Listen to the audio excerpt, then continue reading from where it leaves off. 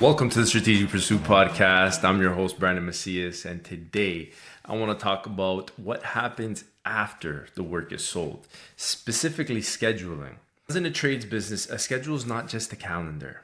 It's a promise. It's a promise to the customer, it's a promise to the crew, it's a promise to the supplier, really to the rest of the business.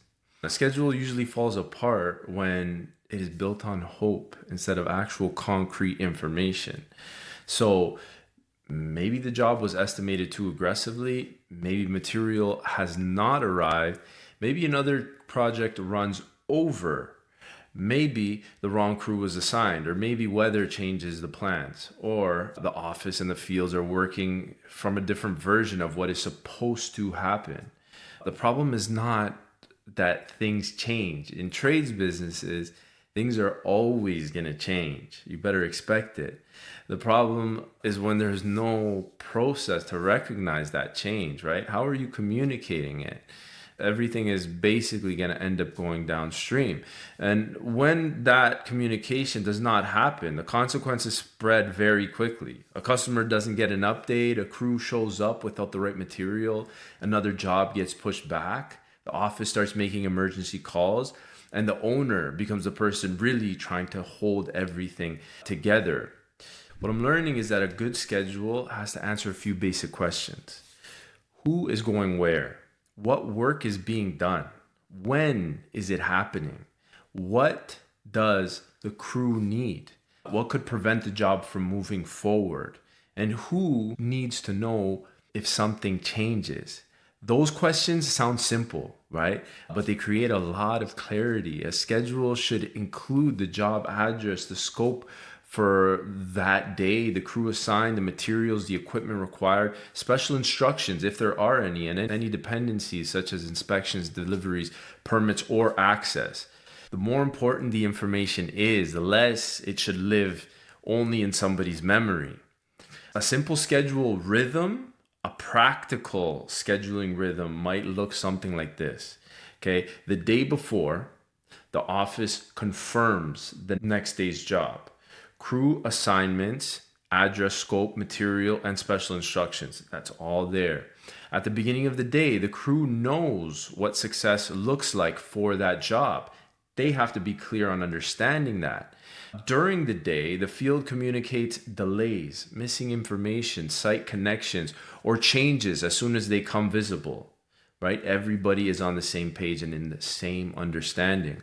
At the end of the day, the job status is updated. The business knows what's completed, what remains, and what needs to change tomorrow. Scheduling changes, right? Updates. The rhythm creates visibility. It does not eliminate surprises, but it helps the business find them early. Capacity matters. So really another lesson that I'm learning is that the scheduling is really a capacity problem. You cannot schedule based only on the number of open days. You have to consider the number of crews you have, skill levels, travel, time, material availability, job complexity, and the possibility that work takes longer than expected. Right? There's a difference between having space on a calendar and having a real capacity to make room for that work. If you're constantly filling every available hour, one delay can create a chain reaction.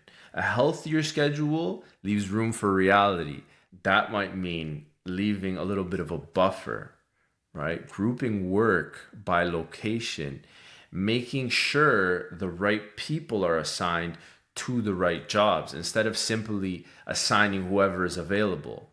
What happens when the plan changes? A schedule is not successful because it never changes. It is successful because the change is visible and managed. If a job is running late, the field should be able to flag it. The office should know who is affected. The customer should receive an update, and the downstream schedule should be adjusted instead of allowing problems to remain hidden. This is where one shared schedule matters. If the office has one version, the project manager has another version, and the crew has a third, nobody is truly working from the same schedule. The business needs one source of truth so that everybody can access and understand. If your scheduling is inconsistent, start with one simple improvement.